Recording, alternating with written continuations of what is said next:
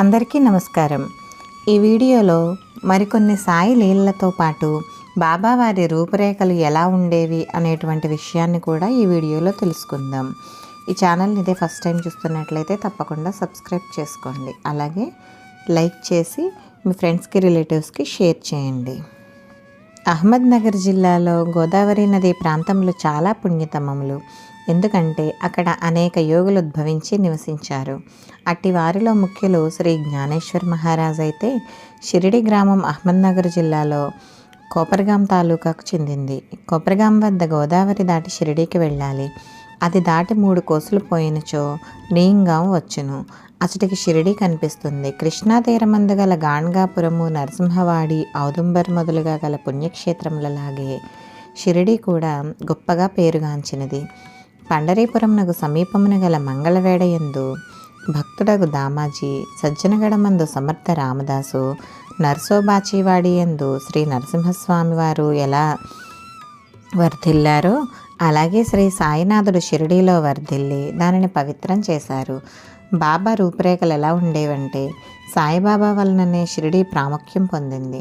బాబా ఎట్టి వ్యక్తియో పరిశీలిందము. వారు కష్టతరమైన సంసారమును జయించిన వారు. శాంతియే వారి భూషణము. వారు జ్ఞానమూర్తులు, వైష్ణవ భక్తులకు ఇల్లు వంటి వారు, ఉదార స్వభావులు, సారంలోని సారం వంటి వారు, నశించు వస్తువుల మందు అభిమానం లేనివారు, ఎల్లప్పుడూ ఆత్మసాక్షాత్కారమందే మునిగి ఉండేవారు. భూలోకమందు కానీ స్వర్గలోకమందు కానీ కల వస్తువుల యందు అభిమానం లేనివారు. వారి అంతరంగం అద్దం వలె స్వచ్ఛమైనది. వారి వాక్కుల నుండి అమృతము స్రవించుచుండెను. గొప్పవారు పేదవారు వారికి సమానమే. వారు మానవమానాలను లెక్కించేవారు కారు. అందరికీ వారు ప్రభువు. అందరితో కలిసిమెలిసి ఉండేవారు. ఆటలు కావించేవారు, పాటలు వినిపించేవారు, కానీ సమాధి స్థితి నుండి మరలేవారు కారు. ఎల్లప్పుడూ అల్లా నామమును ఉచ్చరించుచుండేవారు. ప్రపంచమంతా మేలుకొన్నప్పుడు వారు యోగ నిద్రయందుండేవారు. లోకం నిద్రించినప్పుడు వారు మెలకువతో ఉండేవారు. వారి అంతరంగము లోతైన సముద్రం వలె ప్రశాంతము. వారి ఆశ్రయము, వారి చర్యలు ఇదమిత్తంగా నిశ్చయించుటకు వీలు కానివి.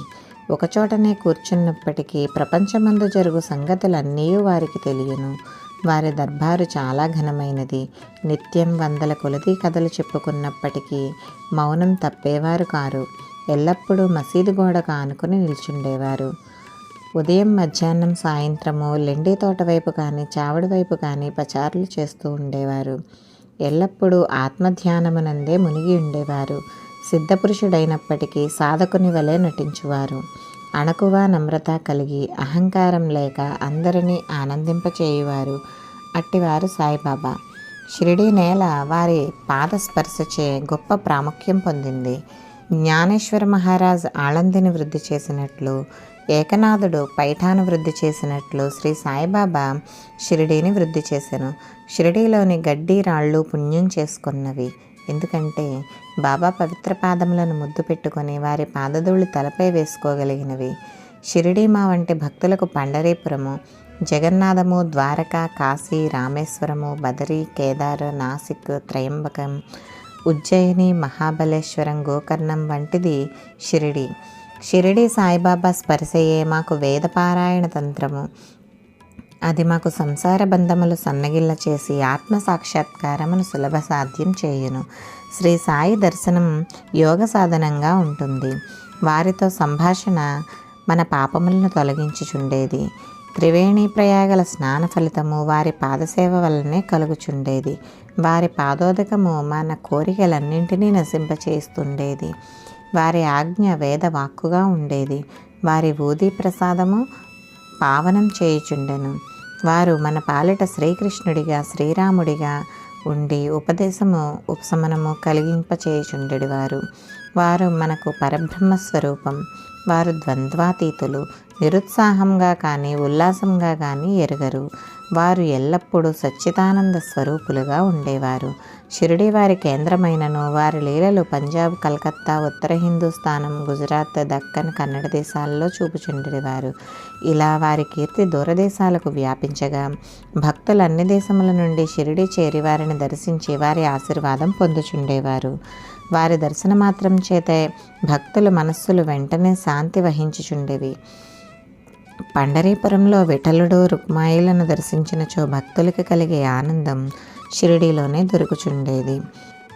బాబాకు భగవన్నామస్మరణ యందు సంకీర్తనమందు మిక్కిలి ప్రీతి. వారెప్పుడు అల్లా మాలిక్ అనగా అల్లాయే తన యజమాని అని అనుచుండేవారు. 7 రాత్రింబవళ్ళు భగవన్నామస్మరణ చేయుచుండేవారు. దీనినే నామసప్తాహం అందరు. బాబా ఒకప్పుడు దాసగణ మహారాజును నామసప్తాహం చేయమన్నారు. సప్తాహం ముగియనాడు విఠల్ దర్శనం కలుగునని వాగ్దానం ఇచ్చినచో నామసప్తాహం సలిపెదనని దాసగను జవాబిచ్చాను.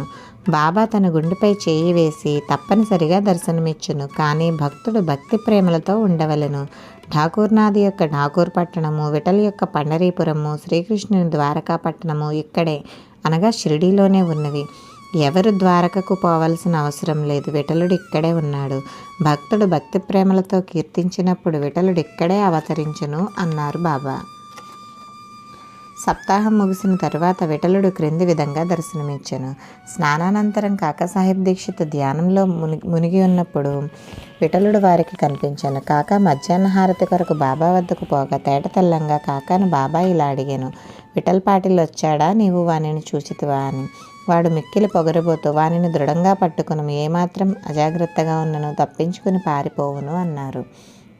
బాబా యొక్క మాటలకు అర్థమేమిటో బాబాకే తెలియను. ఇది ఉదయం జరిగింది. మధ్యాహ్నం ఎవరో పటాలు అమ్మేవాడు 25-30 విఠోబా చిత్రపటాలు అమ్మకానికి తెచ్చెను. ఆ పటం సరిగ్గా కాకాసాహెబ్ ధ్యానంలో చూసిన దృశ్యంతో పోలి ఉండెను. దానిని చూసి బాబా మాటలు జ్ఞాపకంను తెచ్చుకొని కాకాసాహెబ్ ఆశ్చర్యానందంలో మునిగెను. విఠోబా పటం ఒకటి కొని పూజా మందిరంలో ఉంచుకున్నాడు. ఇక ఒకనాడైతే గంగానది యమునా నది కలిగి చోటుకు ప్రయాగ అని పేరు కదా. అందులో స్నానమాచరించిన ప్రతివానిని గొప్ప పుణ్యం ప్రాప్తిస్తుందని హిందువుల నమ్మకం. అందువల్లే వేల కొలది భక్తులు అప్పుడు అచ్చటికి పోయి స్నానం ఆడేవారు.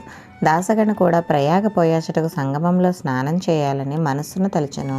బాబా వద్దకు వెళ్ళి అనుమతించమనెను. అందుకు బాబా ఇట్లు జవాబిచ్చాను, అంత దూరం పోవలసిన పనేముంది, మన ప్రయాగ ఇచ్చటనే కలదు, నా మాటలు విశ్వసింపుము. అలా అన్నంతలోనే ఆశ్చర్యములన్నింటికంటే ఆశ్చర్యమైన వింత జరిగింది. దాసగణ మహారాజ్ బాబా పాదములపై శిరస్సు నుంచిన వెంటనే బాబా 2 పాదాల బొటన వేళ్ల నుండి గంగా యమున జలములు కాలువలుగా పారెను. ఈ చమత్కారంను చూసి దాసగణ ఆశ్చర్యచకితుడయ్యాడు. భక్త్యావేశాలతో మైమరచాడు. కన్నులు ఆనందాశ్రువులతో నిండాయి. అతని హృదయంలో ఉప్పొంగిన కవితావేశం శ్రీ సాయి లీలాగాన రూపంలో పెళ్ళు ఉబికింది. సాయిబాబా తల్లిదండ్రులను గూర్చి కానీ, జన్మము గూర్చి కానీ, జన్మస్థానం గూర్చి కానీ ఎవరికీ ఏమీ తెలియదు. ఎందరో చాలాసార్లు ఈ విషయాన్ని కనుగొనటకు ప్రయత్నించారు. పలుసార్లు ఈ విషయముగా బాబాను ప్రశ్నించారు కానీ ఎట్టి సమాధానం కానీ సమాచారం కానీ పొందకుండిరి. నామదేవు, కబీరు సామాన్య మానవుల వలె జన్మించి ఉండలేదు. ముత్యపు చిప్పలలో చిన్న పాపల వలె లభించిరి. నామదేవుడు భీమారథి నదీ తటమున గోణాయికి కనిపించాను. కబీరు భాగీరథి నదీ తటమున తమాలకు కనిపించాను. అలాగే శ్రీ సాయి జన్మ వృత్తాంతం కూడా అటువంటిదే. భక్తుల కొరకు బాబా 16 ఏళ్ల బాలుడిగా షిరిడీలో వేప చెట్టు కింద అవతరించెను. బాబా అప్పటికే బ్రహ్మజ్ఞానిగా కనిపించాను. బాబా స్వప్నావస్థ యందైనను ప్రపంచ వస్తువులను కాంక్షించేవారు కాదు. ఆయన మాయను తన్నెను. ముక్తి బాబా పాదములను సేవించుచుండెను. ఇక వాడాల విషయానికి వస్తే వేప చెట్టును దాని చుట్టూ ఉన్న స్థలమును హరివినాయక్ సాటే అనువాడు కొని సాటేవాడ అను ఒక పెద్ద వసతి భవనాన్ని కట్టించెను. అప్పట్లో షిరిడీకి పోయిన భక్త మండలికి ఇదొక్కటే నివాస స్థలము. వేప చెట్టు చుట్టూ ఎత్తుగా అరుగు కట్టిరి, మెట్లు నిర్మించిరి. మెట్ల దిగువన ఒక గూడు వంటిది కలదు.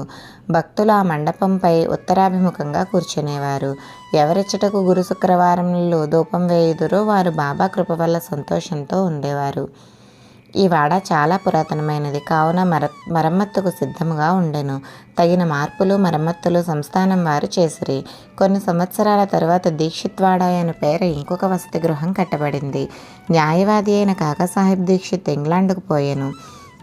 అచట రైలు ప్రమాదమున కాలు కుంటుపడెను. అది ఎంత ప్రయత్నించినను బాగు కాలేదు. తన స్నేహితుడు నానాసాహెబ్ చాందోర్కర్ షిరిడి సాయిబాబాను దర్శించమని సలహా ఇచ్చెను.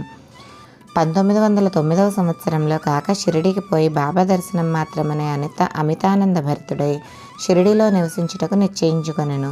కాలు కుంటితనం కన్నా తన మనస్సులో కుంటితనమును తీసివేయమని బాబాను ప్రార్థించెను. తనకు మిగిలిన భక్తులకు పనికి వచ్చేటట్లుగా ఒక వాడ నిర్మించెను. అదే దీక్షిత్ వాడ. ఇక సాటేవాడ దీక్షిత్ వాడ తరువాత కోటీశ్వరుడగు నాగపూర్ నివాసియగు బూటి మరి ఒక పెద్ద రాతి మేడను నిర్మించెను. అతడు చాలా ద్రవ్యం తీసుకొని దీని కొరకు వెచ్చించెను. వెచ్చించిన ద్రవ్యం అంతయు నిజమునకు సార్థకమయ్యాను. ఎందుకంటే బాబాగారి భౌతిక శరీరం సమాధి చేయబడింది ఈ బూటివాడలోనే. దీనినే సమాధి మందిరము అందురు. ఈ స్థలంలో మొట్టమొదటి పూల తోట ఉండెను. ఆ తోటలో బాబాయే తోటమాలిగా మొక్కలకు నీళ్లు పోయట మొదలగునవి చేసేవారు. ఇలా 3 వాడాలు కట్టబడెను: సాటేవాడ, దీక్షిత్వాడ, బూటివాడ. అంతకు ముందిచ్చట ఒక వసతి గృహం కూడా లేకుండెను. అన్నింటికంటే సాటేవాడ మొదటి రోజుల్లో అందరికీ చాలా ఉపయోగపడెను. ఇవి ఇవాల్టి కొన్ని సాయిలీలలు. మరికొన్ని సాయిలీలను తరువాతి వీడియోలో చెప్పుకుందాం. సద్గురు శ్రీ సాయినాథార్పణమస్తు. శుభం భవతు.